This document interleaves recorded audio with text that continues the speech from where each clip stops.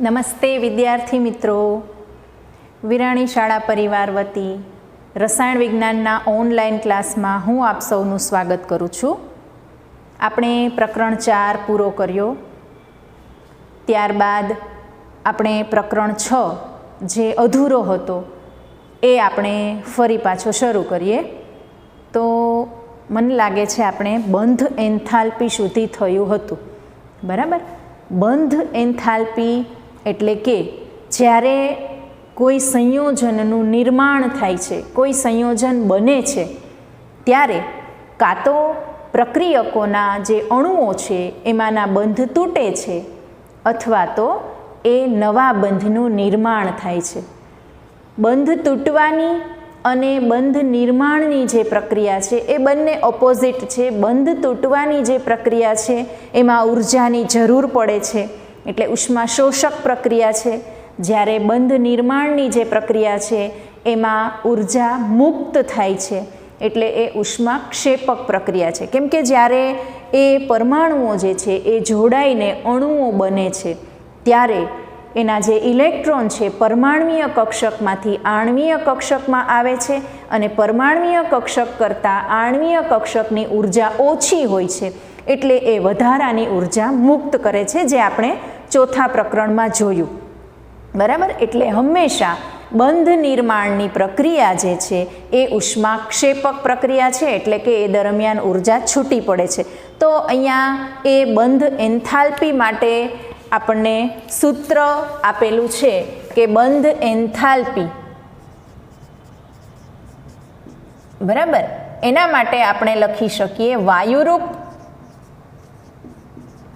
પ્રક્રિયકોની enthalpy એનો સરવાળો એટલે સમેશન માઇનસ સમેશન ઓફ વાયુરૂપ નિપજોની એન્થાલ્પી, બરાબર. તો આ બંધ એન્થાલ્પી માટેનું સૂત્ર છે, તમારે દાખલા માટે અગત્યનું છે. ત્યારબાદ આપણે જોઈએ દ્રાવણની એન્થાલ્પી. દ્રાવણ એટલે તમને ખ્યાલ છે બધાને કે કોઈ એક ઘટક બીજા ઘટકમાં મિશ્ર થઈ એકરૂપ મિશ્રણ બનાવે તો તેને આપણે દ્રાવણ કહીએ છીએ. અને એમાં એક ઘટકનું પ્રમાણ વધુ હોય છે જેને આપણે દ્રાવક કહીએ છીએ, અને જે જથ્થો ઓગાળીએ છીએ એને આપણે દ્રાવ્ય કહીએ છીએ, બરાબર. એટલે દ્રાવણ બરાબર દ્રાવક પ્લસ દ્રાવ્ય. તો દ્રાવણની એન્થાલ્પી એટલે કે અચળ તાપમાન અને અચળ દબાણે 1 મોલ પદાર્થનો જથ્થો એ દ્રાવકમાં જ્યારે ઓગાળવામાં આવે છે ત્યારે થતો એન્થાલ્પીનો ફેરફાર, બરાબર. ફરીવાર, અચળ તાપમાન અને અચળ દબાણ હેઠળ 1 મોલ પદાર્થનો જથ્થો યોગ્ય દ્રાવકમાં ઓગાળવામાં આવે છે ત્યારે થતો એન્થાલ્પી ફેરફાર એને દ્રાવણની એન્થાલ્પી અથવા તો સોલ્યુશન આ પ્રમાણે લખવામાં આવે છે. તો આપણે આયનીય સંયોજનોની વાત કરીએ કે મોટા ભાગે આયનીય સંયોજનો એ પાણીમાં દ્રાવ્ય હોય છે, બરાબર. એ દ્રાવક તરીકે પાણી પણ હોઈ શકે, કોઈ પણ બીજું દ્રાવક પણ હોઈ શકે, પણ જ્યારે પાણી જે દ્રાવક તરીકે હોય ત્યારે એને જલ યોજન અથવા તો હાઇડ્રેશન એવું કહેવામાં આવે છે, બરાબર. અન્ય કોઈ દ્રાવક હોય તો આપણે એને સોલ્વેશન એવું કહીએ છીએ. એટલે આ ખાસ યાદ રાખજો કે જરૂરી નથી કે બધા પદાર્થો પાણીમાં જ દ્રાવ્ય હોય.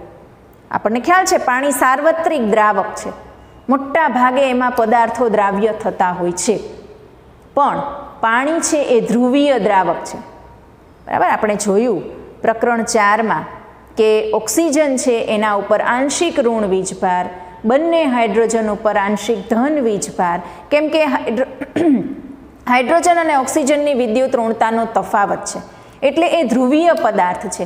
તો મોટા ભાગે ધ્રુવીય પદાર્થો જે હશે એ આ ધ્રુવીય દ્રાવક એટલે કે પાણીમાં દ્રાવ્ય હશે, બરાબર. તો આયનીય પદાર્થો એ ધ્રુવીય પદાર્થો જ છે, પણ અધ્રુવીય પદાર્થો જે છે એ પાણીમાં દ્રાવ્ય હોતા નથી. એના માટે અધ્રુવીય દ્રાવકો અથવા તો કાર્બનિક દ્રાવકો, બેન્ઝીન છે, ટોલ્યુઇન છે, ઈથર છે, બરાબર, એ બધા જે છે એને અધ્રુવીય દ્રાવકો કહેવામાં આવે છે.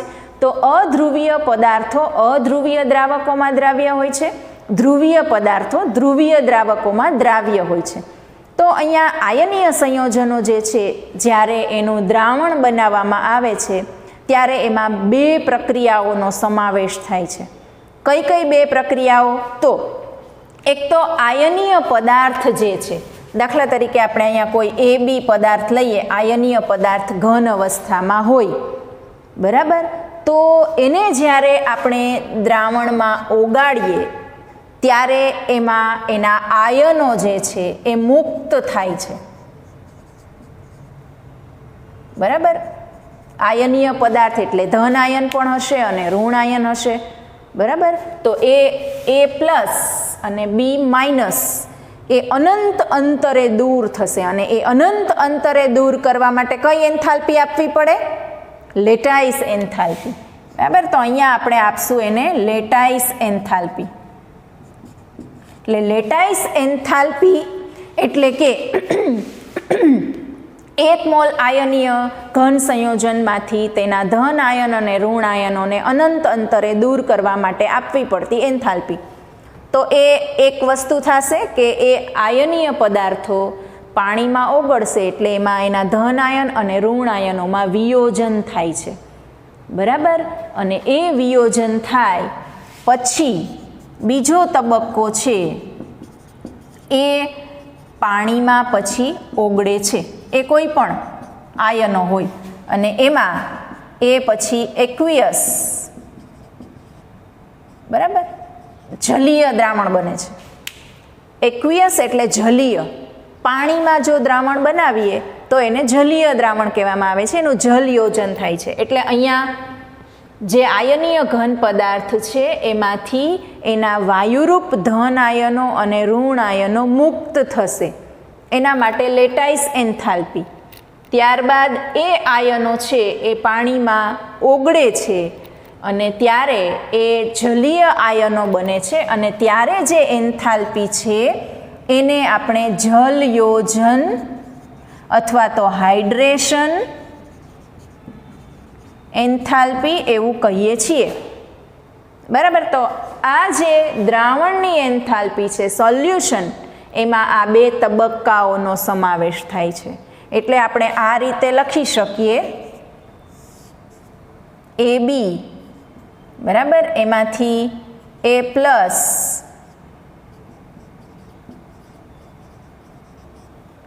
એટલે કે સોલ્યુશન, જલ યોજન, સોલ્યુશન એન્થાલ્પી. તો એમાં પહેલાં એની લેટાઇસ એન્થાલ્પી આપવી પડે, જેમાંથી આપણને A પ્લસ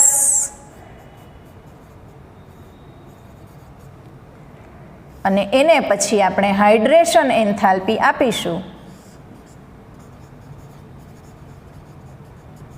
તો એમાંથી આપણને આ પ્રમાણે મળે છે, બરાબર. એટલે બે તબક્કાઓ થાય છે સોલ્યુશન માટે. તો દ્રાવણની એન્થાલ્પી એ બે તબક્કાઓનો સરવાળો છે. સોલ્યુશન એન્થાલ્પી બરાબર delta lattice enthalpy plus delta hydration enthalpy. ખાસ બાબત યાદ રાખજો, કોઈ પણ પદાર્થ જે દ્રાવક પાણી હોય કે અત્યારે આપણે પાણીની જ વાત કરીએ, તો એ જ્યારે દ્રાવ્ય થાય છે, ઓગળે છે, ત્યારે આ બે એન્થાલ્પી ખાસ ધ્યાનમાં લેવામાં આવે છે. એક એની લેટાઇસ એન્થાલ્પી અને એક એની જલીયકરણ એન્થાલ્પી. તો જો લેટાઇસ એન્થાલ્પીનું મૂલ્ય વધી જાય, ખાસ યાદ રાખજો, તો એ પદાર્થ પાણીમાં દ્રાવ્ય થતો નથી, એની દ્રાવ્યતા ઓછી હોય છે અથવા તો અદ્રાવ્ય રહે છે. અને જો એનું જલીયકરણ એન્થાલ્પીનું મૂલ્ય વધી જાય તો એ પાણીમાં કે કોઈ પણ એ દ્રાવકમાં એ દ્રાવ્ય થઈ શકે છે. જલીયકરણ એટલે પાણીમાં જ દ્રાવ્યતાની વાત કરીએ, બરાબર. અને આ જે એન્થાલ્પી છે એ પ્લસ છે, એટલે એને ઉષ્માની જરૂર પડે છે. એટલે તાપમાન વધારતા એની દ્રાવ્યતામાં વધારો થાય છે, બરાબર. એટલે આ બાબત ખાસ યાદ રાખજો. તો એટલા માટે જ જે ક્લોરાઇડ ધરાવતા સંયોજનો છે, બરાબર, ક્લોરાઇડ સંયોજનો છે એની લેટાઇસ એન્થાલ્પી ઓછી છે, એટલે એ પાણીમાં સરળતાથી દ્રાવ્ય થઈ જાય છે. જ્યારે ફ્લોરાઇડ સંયોજનો છે એની એની લેટાઇસ એન્થાલ્પી ઊંચી છે, એટલે એ પાણીમાં દ્રાવ્ય થતા નથી.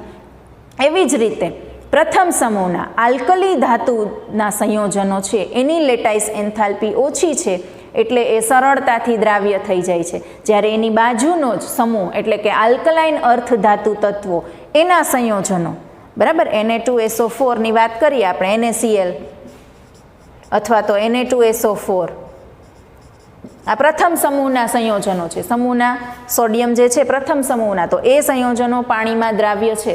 જ્યારે એની બાજુમાં BaSO4, બરાબર, BaCl2, આ બધા એ પાણીમાં દ્રાવ્ય હોતા નથી. એટલે ખાસ યાદ રાખજો, કેમ કે એની લેટાઇસ એન્થાલ્પી વધુ છે. એટલે દ્રાવ્યતાનો આધાર લેટાઇસ એન્થાલ્પી અને જલીયકરણ એન્થાલ્પી ઉપર છે.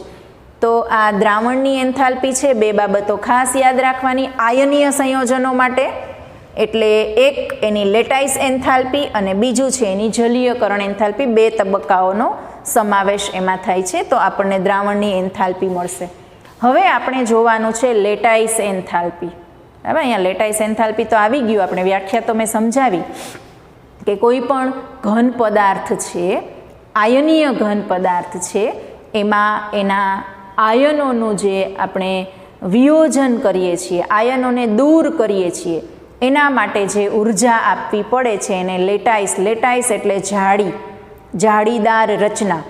તો આયનીય સંયોજનોની આવી જાળીદાર રચના હોય છે, સ્ફટિકમય રચના હોય છે, એમાંથી એને મુક્ત કરવા માટે એને આપણે આપવી પડતી ઉર્જા. તો લેટાઇસ એન્થાલ્પી છે એ ગણવા માટે તમને એક બોર્ન-હેબર ચક્ર, એના તબક્કાઓ આપેલા છે, એના દ્વારા આપણે લેટાઇસ એન્થાલ્પી ગણી શકીએ છીએ. તો આ બોર્ન-હેબર ચક્રવાળો પ્રશ્ન તમને 5 માર્ક્સમાં પૂછાય છે. એના 5 તબક્કાઓ છે, ખાસ અગત્યનો છે, એટલે એ કરી લેજો. તો એમાં અહીંયા આપણે સોડિયમ ક્લોરાઇડનું ઉદાહરણ લઈ અને આપણે બોર્ન-હેબર ચક્ર સમજવાનો પ્રયત્ન કરીએ. તો એમાં બોર્ન-હેબર ચક્ર આપણે NaCl કે સોડિયમ ક્લોરાઇડ અથવા તો મીઠું, બરાબર, એની લેટાઇસ એન્થાલ્પી આપણને મળશે. તો Na plus gaseous plus Cl minus gaseous, lattice enthalpy 788 kilo joule per mole જેટલી છે એની લેટાઇસ એન્થાલ્પી. તો કેવી રીતે ગણશું? જુઓ, અહીંયા NaCl સોલિડ છે, એમાંથી અહીંયા Na plus gaseous plus Cl minus gaseous આવી ગયું. તો એ આવ્યું ક્યાંથી? એના માટે તમને આ તબક્કાઓ આપેલા છે. તો એમાં સૌ પ્રથમ જોઈએ તો સોડિયમ ધાતુનું ઉર્ધ્વપાતન. શું થાય છે? સોડિયમ ધાતુનું ઉર્ધ્વપાતન થાય છે. એટલે સોડિયમ જે સોલિડ હોય એમાંથી સોડિયમ ગેસિયસ સીધું વાયુરૂપ પરમાણુ, બરાબર, વાયુરૂપ પરમાણુમાં રૂપાંતર થાય એને એનું ઉર્ધ્વપાતન કહેવાય. આપણે અગાઉ આવી ગયું ઉર્ધ્વપાતન એન્થાલ્પીમાં. તો એને એની સબ્લિમેશન એન્થાલ્પી કહેવાય. એના માટે 108.4 કિલો જૂલ પર મોલ જેટલી ઉર્જાની જરૂર પડે છે. બીજો તબક્કો છે સોડિયમ પરમાણુનું આયનીકરણ, બરાબર. આયનીકરણ એન્થાલ્પીની વ્યાખ્યા યાદ કરો, પ્રકરણ 3માં આપણે આવતી હતી કે વાયુરૂપ તટસ્થ પરમાણુમાંથી 1 મોલ વાયુરૂપ તટસ્થ પરમાણુમાંથી 1 મોલ ઇલેક્ટ્રોનને મુક્ત કરવા માટે આપવી પડતી એન્થાલ્પીને આપણે આયનીકરણ એન્થાલ્પી કહેતા હતા. યાદ આવી ગયું? તો એટલે અહીંયા વાયુરૂપની જરૂર પડી, બરાબર. આયન બનાવવો છે, ધન આયન બનાવવો છે, તો એના માટે આયનીકરણ એન્થાલ્પી. તો આયનીકરણ એન્થાલ્પી આપણે ક્યારે આપી શકીએ? વાયુરૂપ પરમાણુ હોય તો જ, કેમ કે ત્યારે જ એના જે બંધ છે એ થોડા નબળા પડી ગયા હોય, વાયુરૂપ પરમાણુઓ છૂટા હોય એટલા માટે. તો એ વાયુરૂપ પરમાણુઓ જે છે એમાંથી આપણે આયનીકરણ એન્થાલ્પી આપીશું, આયોનાઇઝેશન એન્થાલ્પી. તો એ 496 કિલો જૂલ પર મોલ છે, ત્યારે 1 ઇલેક્ટ્રોન છૂટો પડશે, સોડિયમમાંથી સોડિયમ પ્લસ બનશે. બરાબર. હવે સોડિયમ પ્લસ બની ગયો. હવે આપણે કોની જરૂર છે? Cl માઇનસની. Cl માઇનસ ક્યાંથી આવશે? ક્લોરીનમાંથી. તો ક્લોરીન આખો અણુ જે છે Cl2, બરાબર, એમાંથી Cl જે પરમાણુ, 2 Cl આપણે જોતા હોય તો એને આપણે પરમાણ્વીયકરણ એન્થાલ્પી આપવી પડે. આપણે અગાઉ આવી ગયું પરમાણ્વીયકરણ એન્થાલ્પી, અથવા તો એનું વિઘટન કરીએ છીએ, વિયોજન એન્થાલ્પી પણ કહી શકો, અથવા ડિસોસિએશન પણ કહી શકો છો. તો અહીંયા 2 ક્લોરીનને દૂર કરવા માટે આપણે જે ઉર્જા આપવી પડે, પણ આપણે તો અહીંયા એક જ ક્લોરીનની જરૂર છે, એટલે આપણે અહીંયા અડધું લઈશું. બરાબર. અડધો ક્લોરીનનો જે અણુ છે એ લઈશું, એટલે એમાંથી તમને 1 મળશે. એટલે અહીંયા આપણે 242 આ જે છે Cl2 એમાંથી 2 પરમાણુને મુક્ત કરવા માટે એની જે પરમાણ્વીયકરણ એન્થાલ્પી છે, એટોમાઇઝેશન એન્થાલ્પી, એ 242 છે. આપણે કેટલું જોઈએ છે? 1 જ. એટલે આપણે એના વડે 2 વડે ભાગવું પડે, એટલે આપણને મળશે 121 kilo joule per mall. Clear? ત્યારબાદ હવે ક્લોરીન તો જોતો નથી આપણે, ક્લોરીન આયન જોઈએ છે, ઋણ આયન જોઈએ છે. તો એના માટે આપણે ઇલેક્ટ્રોન પ્રાપ્તિ એન્થાલ્પી, તો ઇલેક્ટ્રોન પ્રાપ્તિ એન્થાલ્પી એટલે કે કોઈ પણ વાયુરૂપ પરમાણુમાં 1 મોલ ઇલેક્ટ્રોન દાખલ થાય ત્યારે મુક્ત થતી એન્થાલ્પીને ઇલેક્ટ્રોન પ્રાપ્તિ એન્થાલ્પી કહે છે. યાદ રાખજો, આ બધી પ્લસ છે, ઉષ્મા શોષક છે. બરાબર. ઉષ્મા આપવી પડે છે, ઉર્જા આપવી પડે છે. અહીંયા ક્લોરીનમાંથી ક્લોરાઇડ 1 ઇલેક્ટ્રોન આવ્યો. ક્યાંથી આવ્યો? સોડિયમે મુક્ત કર્યો, એટલે ઇલેક્ટ્રોનને મેળવી લીધો, તો એ Cl માઇનસ, એટલે ઇલેક્ટ્રોન ગેઇન. Eg એટલે ઇલેક્ટ્રોન ગેઇન, ગેઇન એટલે મેળવવું, ઇલેક્ટ્રોન પ્રાપ્તિ. તો એના માટે એ જે મુક્ત થતી ઉર્જા છે કેટલી છે? -348.6 kilo joule per mall. Clear? હવે આ બની ગયું. હવે આ બંનેનું સંયુગ્મન, જોડાણ થાય, એટલે કે lattice enthalpy. Na plus plus Cl minus, એમાંથી NaCl સોલિડ બન્યું. બરાબર. તો લેટાઇસ એન્થાલ્પી અને આ જે NaCl સોલિડ બને છે, કેવી રીતે બને છે? તો કે sodium solid, half chlorine gaseous, એમાંથી NaCl નું સર્જન થાય છે. બરાબર. એટલે સર્જન એન્થાલ્પી જે એની છે એ નવા બંધ બન્યા. જુઓ અહીંયા પરમાણુ, આ પણ પરમાણુ, એમાંથી NaCl બંધ બન્યો, સર્જન થયું. સર્જન એન્થાલ્પી ઉષ્માક્ષેપક છે -411.2 કિલો જૂલ પર મોલ. બરાબર. તો આ જે છે એ બધા તબક્કાઓનો આપણે સરવાળો કરીશું તો આપણને લેટાઇસ એન્થાલ્પી મળશે. જુઓ, આપણે જોઈએ કેવી રીતે કે આ આવ્યું આપણને NaCl સોલિડ મળ્યું, તો એ ક્યાંથી મળ્યું? એ આ બધા તબક્કાઓમાંથી મળેલું છે. તો ડેલ્ટા F H માઇનસ બરાબર ડેલ્ટા H બરાબર લેટાઇસ એન્થાલ્પી, જે આપણને જોઈએ છે. ત્યારબાદ આ ઉર્ધ્વપાતન enthalpy plus ionization enthalpy plus delta A/2 બરાબર એ. ત્યારબાદ Eg. તો આટલા તબક્કાઓનો સરવાળો આપણે ડેલ્ટા એન્થાલ્પી જોઈએ છે, આને કરતા બનાવો, બાકી બધું જે છે ઓલી સાઈડ જાય, એટલે ડેલ્ટા લેટાઇસ H પ્લસ બરાબર આને આ બાજુ લઈ જાય, આને આમ લઈ જાય, એટલે ડેલ્ટા ફોર્મેશન એન્થાલ્પી પ્લસ આ બધી એન્થાલ્પીનો તમે સરવાળો કરો એટલે છેલ્લે તમને મળશે 788. કરી જુઓ, બધા કરી જુઓ. ચાલો, માઇનસ હતી, અહીંયા આવી ગયું 411 બરાબર પ્લસ જે સબ્લિમેશન છે કેટલી છે 108 પ્લસ 496 બરાબર. ત્યારબાદ શું આવશે જુઓ, પ્લસ 121 માઇનસ 348. તો આ બધાનો સરવાળો આપણે કરીએ અને બાદબાકી કરીએ તો આપણને મળશે 788 કિલો જૂલ મોલ ઇનવર્સ. બરાબર, આમાં પ્લસ માઇનસ કરવું પડશે હો, ખાસ યાદ રાખજો. કેમ કે આપણે આ લેટાઇસ એન્થાલ્પી જે છે એને અહીંયા રાખીએ અને આ બાજુ લઈ જઈએ તો એવું કરીએ કે -411, પછી અહીંયા પ્લસ હતું એમાંથી માઇનસ થઈ જશે, આ પણ પ્લસ હતું એમાંથી માઇનસ થઈ જશે. બરાબર, આ પણ પ્લસ હતું એમાંથી માઇનસ. તો આ રીતે તમે આ બધાનો સરવાળો તમારી રીતે કેલ્ક્યુલેટરમાં કે રીતે કરશો તો છેલ્લે આપણને 788 kilo joule per mall lattice enthalpy મળે છે. બરાબર, તો આ રીતે આપણે બોન હેબર ચક્ર આખું દોરીએ. આ તબક્કાઓ તમારે લખાઈ ગયા હશે. તો આ રીતે આખું બોન હેબર ચક્ર દોરી શકીએ. એક જ આ તબક્કાઓ જે છે એની બદલે તમે આ યાદ રાખો તો પણ ચાલે, પણ પરીક્ષામાં લખવા પડે આ બધા તબક્કાઓ. તો જુઓ,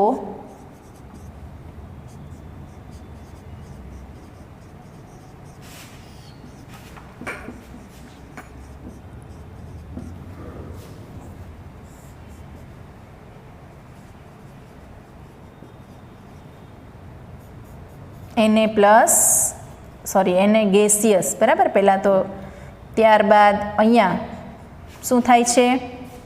પરમાણ્વીયકરણ. આ તો વાયુ રૂપમાં જ છે.